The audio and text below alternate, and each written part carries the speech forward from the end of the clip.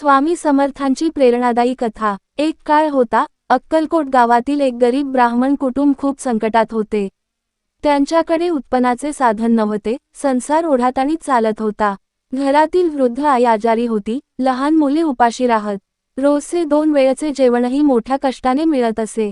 त्या ब्राह्मणाने अनेक देवतांची पूजा केली, परंतु काहीच समाधान मिळत नव्हते। शेवटी काही गावकऱ्यांनी त्याला सांगितले, तू अक्कलकोटच्या श्री स्वामी समर्थ महाराजांजवळ जा, ते दयाळू आहेत, तुझ्या दुःखाचा नक्की अंत करतील।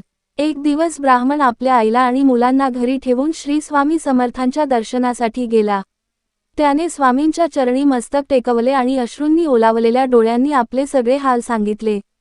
तो म्हणाला, माझा संसार उद्ध्वस्त झाला आहे, आई आजारी आहे, मुलं उपाशी आहेत, मी इतके प्रयत्न केले तरी कष्ट कमी होत नाहीत, आता तुम्हीच काही उपाय दाखवा। स्वामी समर्थ शांतपणे त्याच्याकडे पाहत होते। काही वेळ गप्प राहून ते म्हणाले, बाळ, संकटे माणसाच्या धैर्याची परीक्षा घेतात। तुझे कर्म तुझ्यावरच परत येत असते, पण तू निश्चयाने श्रद्धा ठेवलीस तर काळही बदलतो।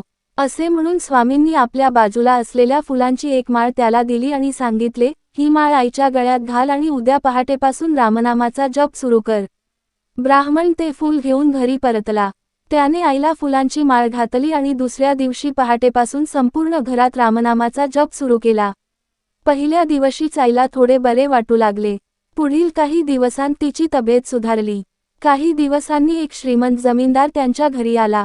तो म्हणाला, मी एक जमीन विकत घेत आहे, या व्यवहारात मला तुमच्या घरातील जुनी कागदपत्रे हवी आहेत, मी त्यासाठी तुम्हाला योग्य मोबदला देईन। त्या व्यवहारातून ब्राह्मणाला चांगली रक्कम मिळाली, घरातील गरिबी दूर झाली, काळानुसार त्यांचे कुटुंब सुखी झाले। त्या ब्राह्मणाने पुन्हा अक्कलकोट गाठले आणि स्वामी समर्थांना शतशः धन्यवाद दिले।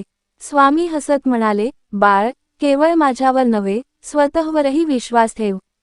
संकट तात्पुरती असतात, श्रद्धा आणि परिश्रम यांची जोड असली तर जीवनात काहीही अशक्य नाही। ही कथा आपल्याला शिकवते की संकट आली तरी धीर सोडू नये। योग्य मार्गदर्शन, श्रद्धा आणि परिश्रम यांच्या जोरावर आपली परिस्थिती बदलू शकते। स्वामी समर्थांचे आशीर्वाद म्हणजे आत्मविश्वासाचा दीप असतो, जो अंधकारातही मार्ग दाखवतो। त्यांच्या चरित्रातून प्रेरणा घेऊन आपणही संकटांवर मात करू शकतो।